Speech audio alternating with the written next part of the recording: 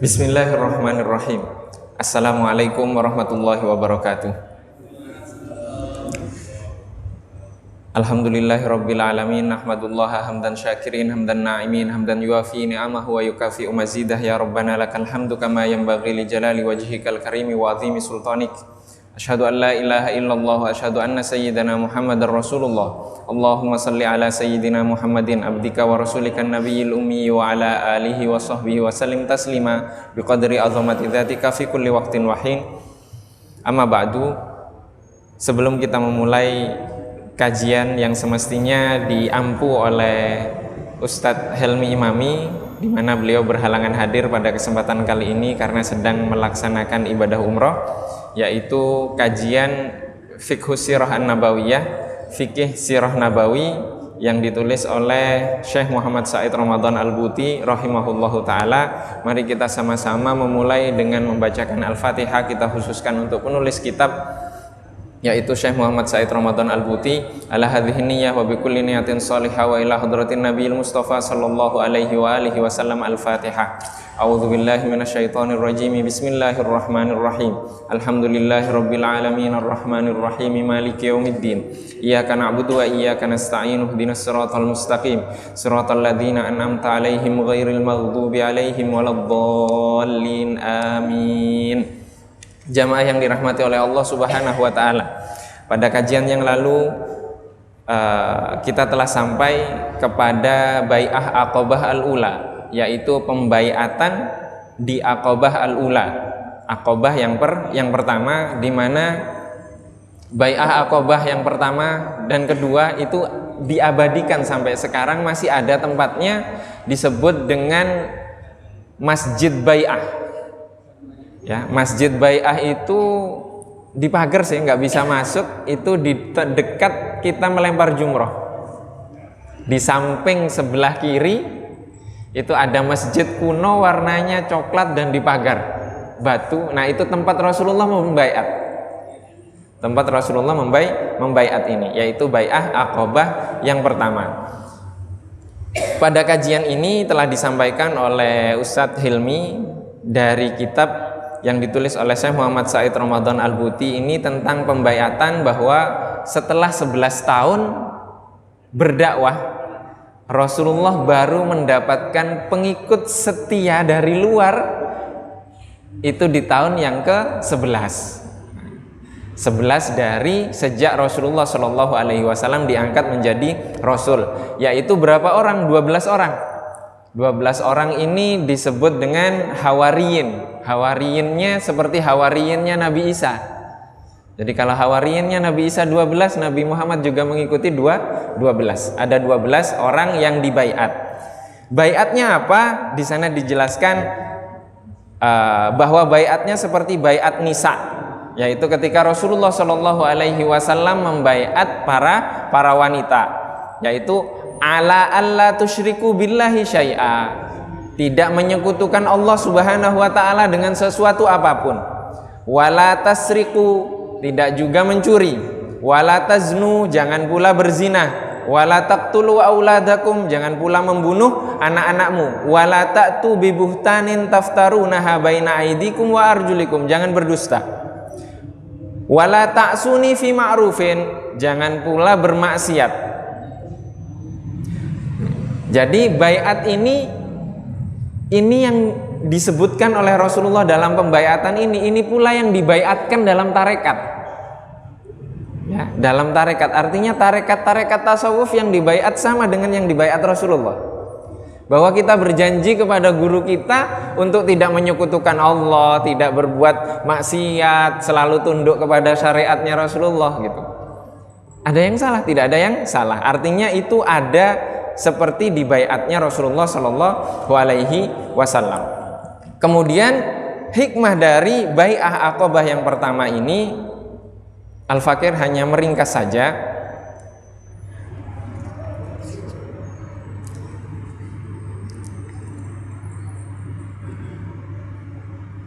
Di sini Syekh Muhammad Said Ramadan Al-Buti mengatakan, "Ara'aita kaifa bada'at tahawulu fi tabi'ati ma kana yulakihin nabiyyu sallallahu alaihi wasallam tiwala hadhihi sanawat allati khalat min umri bi'tsatihi." Tidakkah engkau melihat perkembangan, perubahan tabiat dari apa yang dihadapi oleh Rasulullah sallallahu alaihi wasallam selama sekian tahun, 11 tahun. Jadi Allah menampakkan dari 11 tahun Rasulullah berdakwah itu baru mulai nampak setelah tahun ke-11. Itu artinya menunjukkan kesabarannya Rasulullah Shallallahu Alaihi Wasallam. Usahanya Rasulullah Shallallahu Alaihi Wasallam sudah mulai berbuah.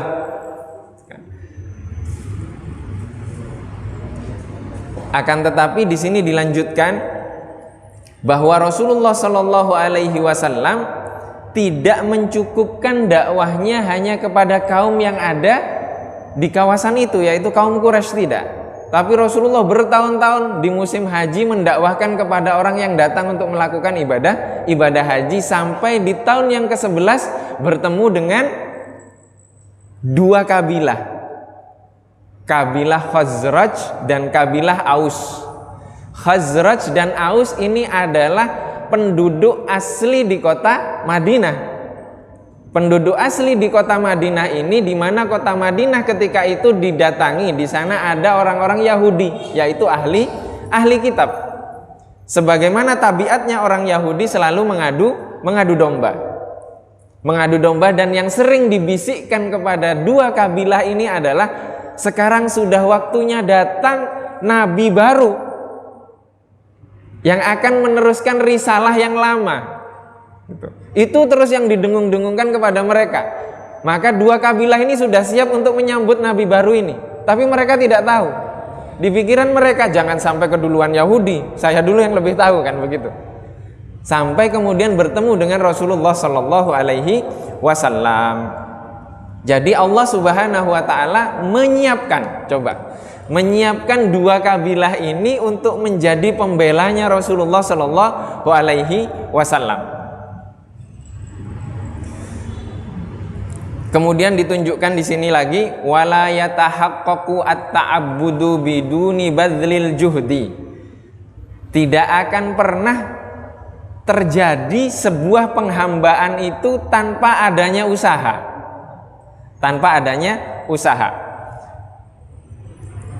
Wala yumahhisa as-sadiqu minal munafiki biduni adzabin aw istishhadin. Maka tidak akan bisa kita membedakan mana yang tulus dan mana yang munafik tanpa adanya azab dan kesyahidan. Maka perjuangan itu pasti akan berputar, akan menunjukkan mana orang yang tulus, mana orang yang tidak tulus. Dan itu yang nampak dari usahanya Rasulullah Shallallahu Alaihi Wasallam. Min ajli dzalika kallafallahu insan bi amrayn itsnaini. Oleh karena itu Allah memberikan kewajiban kepada setiap manusia dengan dua hal. Iqamati syar'il islami, syariatil islami wa mujtama'ihi, yaitu membangun syariat Islam dan membangun masyarakat Islam. As-sairu ila dzalika fi tariqin syaikatin mujahadatin ghairu mu'abbadah. Dan hendaknya melalui proses itu dengan apa? Dengan melalui jalan yang sulit, dengan usaha. Jadi proses untuk menerapkan itu proses yang lama gitu. Kemudian dilanjutkan oleh Syekh Muhammad Said Ramadan Al-Buti,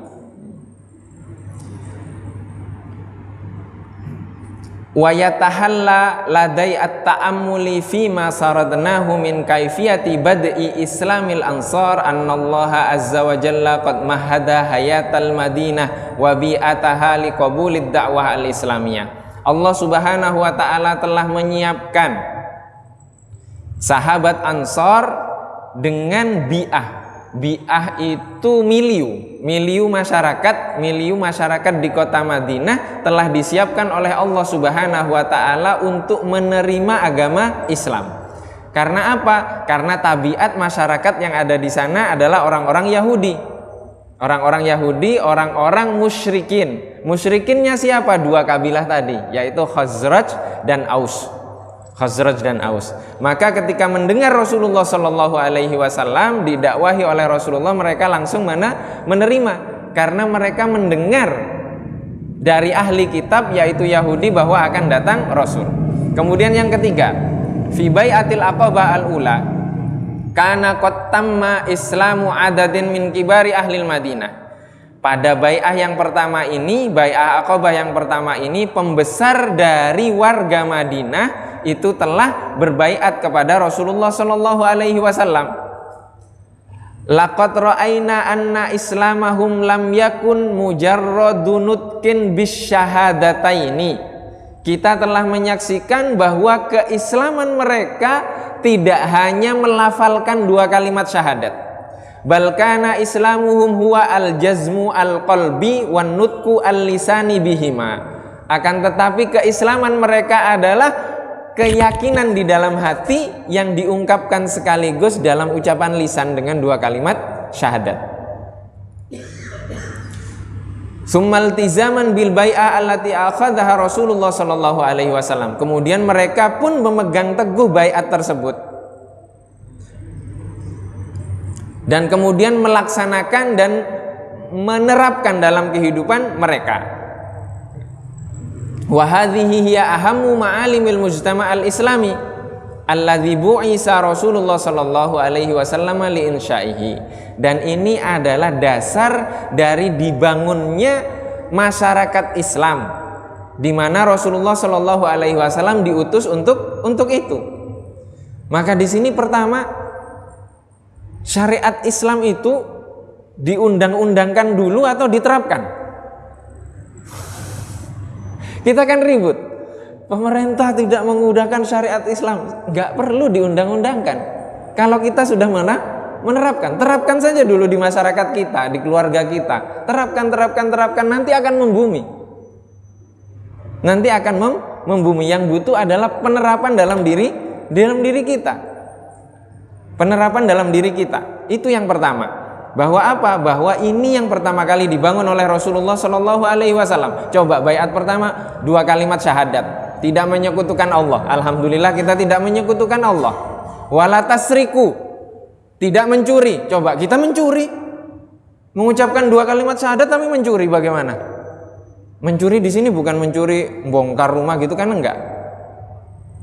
Motong, dipotong berapa persen? Ya biasanya 30-40 lah, tergantung lobby. Itu kan juga mencuri. Di mana syahadat, dua kalimat syahadatnya? Tidak ada. Wala tasriku, wala taznu, jangan berzina. Coba sekarang, zina sekarang terang-terangan. Zina sekarang dijual. Zina sekarang dijual. Kalau berzina saja dijual, kenapa kok kita tidak berdakwah, kita viralkan juga? Mereka maksiat loh terang-terangan. Masa kita beribadah nggak berani terang-terangan? Maka kita harus berani juga terang-terangan. Wala taznu, jangan berzina, dan banyak lagi yang lainnya. Yang itu semestinya diterapkan dulu dalam diri kita. Yang membunuh coba tawuran adik-adik kita ini, perekrutan geng, anggota geng, yang dibunuh, yang disabet itu sembarangan. Itu anak kita, muslim, lihat KTP-nya, muslim. Itu membunuh tanpa hak loh. Yang dibunuh sembarangan, melempar batu dari atas jembatan ke tol. Itu coba, di mana sekarang syariat Islamnya itu, di mana yang diterapkan? Nggak ada. Artinya kita yang belum mengenalkan Islam itu kepada anak-anak kita, kepada masyarakat kita.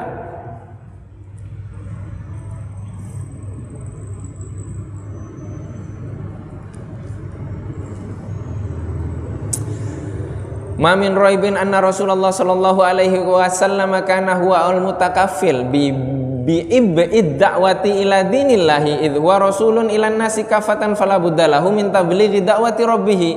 Bahwa tidak diragukan lagi bahwa Rasulullah sallallahu alaihi wasallam yang diberikan amanah untuk menyampaikan dakwah, menyampaikan agama ini oleh Allah Subhanahu wa taala. bahwa Rasulullah adalah utusan bagi ilan nasi kafatan, kepada seluruh manusia.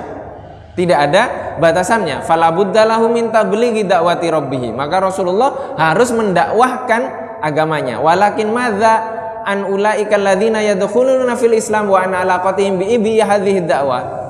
Kalau Rasulullah kan sudah jelas diperintahkan oleh Allah. Bagaimana dengan selain Rasulullah? Maka di sini dijelaskan bahwa Rasulullah Shallallahu Alaihi Wasallam mengutus Mus'ab bin Umair. Mus'ab bin Umair ini adalah orang yang kaya raya, lengkap sudah. Semestinya dia sudah enak-enakan saja di Makkah, tapi lebih memilih melaksanakan tugas dari Rasulullah dan meninggalkan segalanya untuk berdakwah di Madinah. Setelah itu sampai beliau kembali di mana? Kembali setelah 1 tahun kembali. Di masa haji, musim haji, berangkat lagi, kembali lagi. Baru setelah itu terjadi apa? Terjadi bai'ah Aqabah ats-tsaniyah. Terjadi bai'ah Aqabah yang kedua.